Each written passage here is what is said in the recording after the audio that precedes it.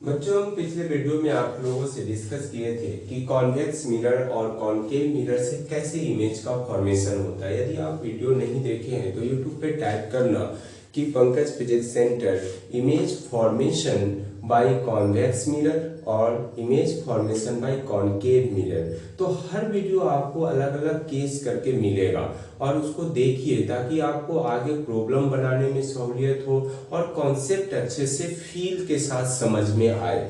तो आज हम डिस्कस करने वाले हैं मिरर फार्मूला। मिरर फार्मूला होता क्या है बच्चों? 1/f equal to 1/v plus 1/u होता है। तो आप 10th क्लास में आपको क्या है ऐसे ही पढ़ाया जाता है, आपको रटा दिया जाता है और कहा जाता है कि ऐसा मानो। लेकिन यहाँ पे क्या है, आपको ड्राइव करके हम सिखाएंगे कि यह होता कैसे है ना। तो हेडिंग लिखना मिरर फार्मूला। क्या लिखना बच्चों? Mirror formula. मिरर फॉर्मूला तो क्या होता है लिख लेते हैं। 1/f equal to 1/v plus 1/u ना। और v और u क्या होता है हर चीज को हम बता चुके हैं ना, और नहीं बताए हैं तो यहाँ पे लिख लो। f क्या होता है बच्चों? फोकल लेंथ होता है, फोकल लेंथ। कोई परेशानी क्या? v क्या होता है? Image distance, image distance from pole. Pole से हर डिस्टेंस कहां से मेजरमेंट करते हैं? पोल से मेजरमेंट करते हैं। U क्या है बच्चों? ऑब्जेक्ट डिस्टेंस है, object distance from pole. Pole से सब डिस्टेंस मेजरमेंट किया जाता है। ये सारी बातें हैं। तो आप यह आया कैसे उसको सीखिए। तो देखो कैसे आता है। यहाँ पे फिगर देखो, पहले फिगर समझ में आ जाएगा, आराम से बनेगा। यह हमारा कौन सा मिरर है? कॉन्वेक्स मिरर ले रहे हैं, कॉनकेव मिरर लिए है ना, कॉन्वेक्स नहीं कॉनकेव। बस कॉन्वेक्स लेके भी आप बना सकते हो, बस अपनी सुविधा के लिए हम ऐसा किए। कोई परेशानी क्या? अब देखो यह हमारा क्या है? प्रिंसिपल एक्सिस है, प्रिंसिपल एक्सिस यह हमारा पोल है। यहां पे क्या है? यह हमारा सेंटर ऑफ कर्वेचर या फोकस, मतलब फोकस। चलो हो गया। अब क्या है कि यहां पे ऑब्जेक्ट हम ले रहे हैं एक, यहां पे सेंटर ऑफ कर्वेचर और इंफिनिटी के बीच एक ऑब्जेक्ट कंसीडर किए हैं। तो क्या होगा? ऐसे बढ़ाओ, यह आया। उसके बाद क्या होगा? फोकस मतलब पैरेलल आएगा, प्रिंसिपल एक्सिस के पैरेलल आता है तो कहां से जाता है? फोकस से जाता है। तो फोकस से जाएगा तो जाने दो ना, फोकस से जाएगा, जाने दीजिए इसको। हो गया। दूसरा कहां से जाता है? रेडियस ऑफ कर्वेचर, मतलब रेडियस ऑफ कर्वेचर से हम क्या करेंगे? दूसरा रे को पास करेंगे, लेकिन पास नहीं, एक और दूसरा कॉन्सेप्ट यूज करते हैं। एक कॉन्सेप्ट और बताए थे, यदि हम पोल पे ऐसे यहां से क्या है, पोल से डायरेक्ट रे जा रहा है पोल पे, इस तरह से पोल पे, तो क्या होगा? जब यह पास करेगा उतना ही एंगल से, तो यहां पे आके कहीं मिल रहा है इस तरह से ना। तो यहां इसको हम a डैश मान लो और ये b डैश मानो, इसको a मानो तो इसको b मानते हैं। कोई दिक्कत क्या? यह रे है तो यह रे है। यदि मान लो बच्चों यह अल्फा एंगल है तो यह भी अल्फा एंगल होगा। यह तो पता है, और नहीं मालूम है तो देखना, यूट्यूब पे टाइप करना rules for image formation bye spherical mirror, आपको सारा रूल मिलेगा और उसको देखिए ताकि आपको समझ में आएगा ये कैसे कर रहे हैं। यदि आप डायरेक्ट यहाँ देखोगे तो आपको थोड़ा बहुत प्रॉब्लम होगा, लेकिन ऐसा नहीं है कि बिल्कुल समझ में नहीं आएगा। जो बात हम बोल रहे हैं उसको आपको मानना पड़ेगा कि ऐसा होता है। देख के आइएगा तो क्यों होता है आपको समझ में आएगा। बस अब क्या है कि यह अल्फा और अल्फा है, इसको मान लो बच्चों यह थीटा एंगल है तो यह भी थीटा, अपोजिट वर्टिकल एंगल से। कोई परेशानी क्या? चलो अब क्या करते हैं कि यह पॉइंट हम M मान लेते हैं और यह F है। चलो और कोई बात है नहीं। यह डिस्टेंस क्या होगा, सोचो तो, ये मिटा देते हैं ताकि अपना यह ऑब्जेक्ट डिस्टेंस यहां से यहां का u ना, पोल से इस ऑब्जेक्ट के बीच का डिस्टेंस u से डिनोट करेंगे। यह इमेज डिस्टेंस होगा जिसको हम v से डिनोट करते हैं, v से। चलो हो गया। अब क्या है, एक हम परपेंडिकुलर लाइन ड्रॉ करते हैं ना, कहां से, m से। m से एक परपेंडिकुलर लाइन ड्रॉ किया जा रहा है ठीक उसके सामने, इस तरह से, जो n पॉइंट है ना, n पॉइंट आपको ऐसा दिख रहा है, लेकिन वह क्या है, mn, यहां से देखो तो mn perpendicular to principal axis, principal axis. कोई परेशानी क्या, हम mn परपेंडिकुलर लाइन ड्रॉ किए हैं, कहां पे, प्रिंसिपल एक्सिस से, और वह क्या है, एक बात और देखना, AB जो है वह किसके बराबर है, mn के बराबर है। चलो ये सब छोटी छोटी बात है, ध्यान में रखना है, यह और यह डिस्टेंस बराबर है। चलो उसके बाद एक और बात है, ऐसा आपको मानना पड़ेगा कि n पॉइंट जो है वह P के पास है, मतलब n point very very very very near two point P, मतलब ऐसा आपको दूर दिख रहा है लेकिन है नहीं, ऐसा मान के चलना है कि n पॉइंट एकदम P पर एग्जैक्ट है ना, बिल्कुल पास में है, ऐसा मानो कि पास में ही। ये सारी बात है, इतना आपको वो ध्यान में रखो। अब चलो एक ट्रेंगल देखो, यहाँ पे हम tan थीटा लगाते हैं, या इसका देखो in triangle a dash b dash f and triangle, इसमें देखिए FMN,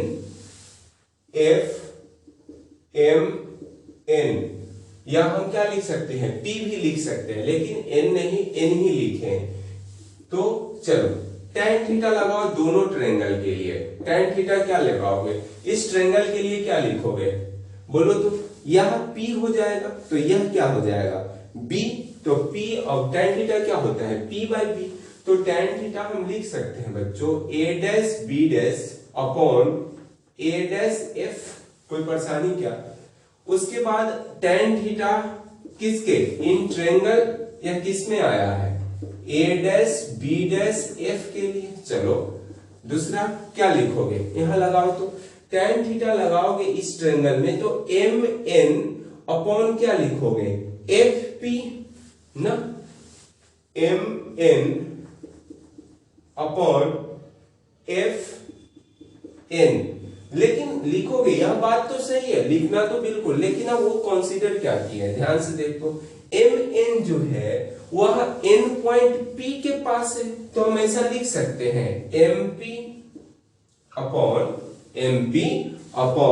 यह जो n पॉइंट जो है वो p के पास है, तो fp लिख सकते हैं।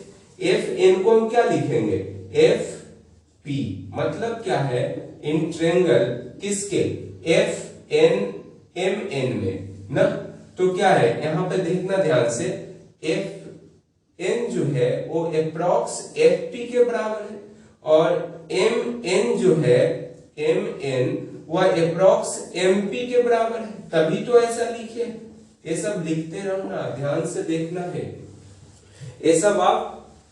चलो उसके बाद अब एक बात और गौर करो, यदि MP जो है वो किसके बराबर है, AB के बराबर है। MP जो यहाँ पे देखो MP हो गया, यहाँ हम क्या लिख सकते हो, MN, दोनों बात एक ही है ना। यहाँ पे देख, ऐसा भी यहाँ पे लिख सकते हैं, AB जो है हमारा वह MP के बराबर है। जब N P के पास है तो यह बात लिखो चाहे वो बात, दोनों तो एक ही बात है ना। तो चलो यहाँ पे क्या लिखोगे, MP जो है बच्चों किसके बराबर है, AB के बराबर है, या MN जो है वो किसके बराबर है, AB। तो tan थीटा क्या लिखोगे, यहां से देख तो ध्यान से, हम लिख सकते हैं AB अपॉन क्या, FP। कोई परेशानी क्या, एफ पी। अब देख यह इक्वेशन, इसको 2 मान लो बच्चों और इसको क्या मानो 1 मान लो। इक्वेशन 1 एंड 2 से देखो हम दोनों का tan थीटा है तो LHS बराबर है तो RHS भी बराबर होगा, ऐसा सोचिए। तो मतलब सोचिए क्या ऐसा ही होता है, LHS बराबर है तो RHS बराबर होगा। ये बचपन से सिखाते और सीखते आते हो आप। तो क्या लिखोगे यहाँ बोलो तो, A dash B dash upon A dash F equal to क्या लिखोगे AB अपॉन FP ना, फ्रॉम 1 एंड 2। कोई परेशानी क्या? चलिए इतना हो गया। अब क्या लिखोगे, इसको सजा लो थोड़ा सा। हम लिख सकते हैं A dash M B dash AB equal to AB, A dash F equal to FP ना। कोई परेशानी क्या? इसको उठा के नीचे और इसको उठा के ऊपर, इसको मान लो बच्चों 3, इक्वेशन नंबर 3। कोई परेशानी क्या? इस तरह से है। चलो इतना आप ध्यान से इसका क्या करो, स्क्रीनशॉट ले लो और फिर इसके आगे हम आपको बताते हैं कैसे होगा ना। तो अब देखो फिर इसको मिटाएंगे हम। यह ट्रायंगल और इस ट्रायंगल के लिए हो गया। अब देखो फिर ये अल्फा के लिए tan थीटा तो लिख लिए, अब tan अल्फा के बारे में सोचिए, tan अल्फा के बारे में। तो चलो यहाँ पे मिटा रहे हैं कुछ ना।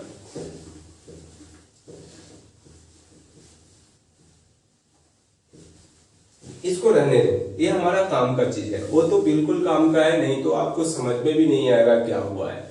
अब बताओ फिर से ध्यान से देखो कौन सा ट्रायंगल है। इन ट्रायंगल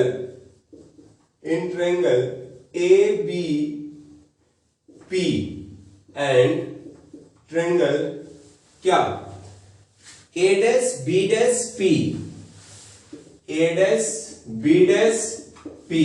कोई परेशानी क्या? लगाओ दोनों के लिए। tan अल्फा क्या होगा कौन से ट्रायंगल में, ए बी पी में। अल्फा तो ए बी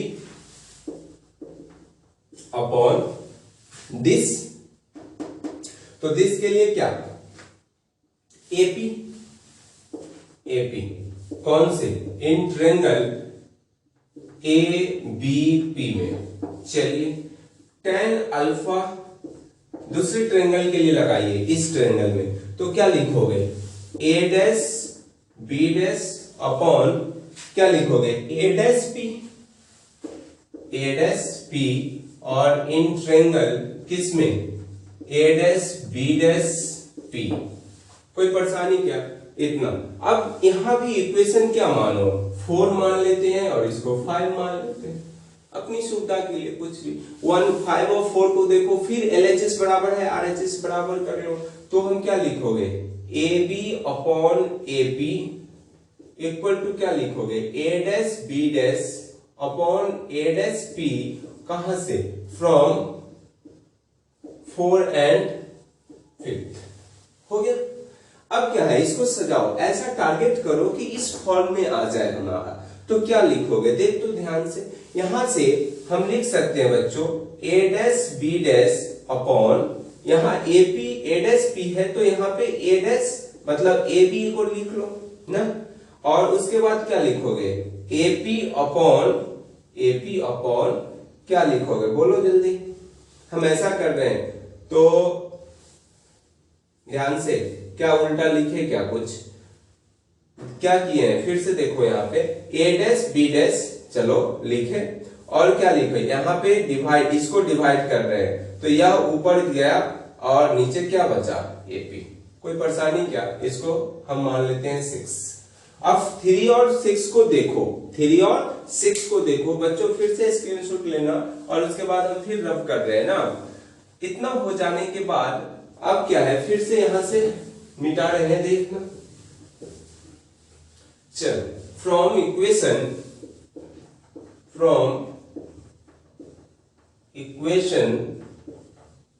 3 and 6 क्या लिखोगे दिस इक्वल टू दिस, मतलब या फिर LHS बराबर है RHS बराबर कर लो, मतलब A dash F upon FP equal to क्या लिखोगे A dash P upon AP, यही ना लिखोगे। और कोई परेशानी क्या नहीं है।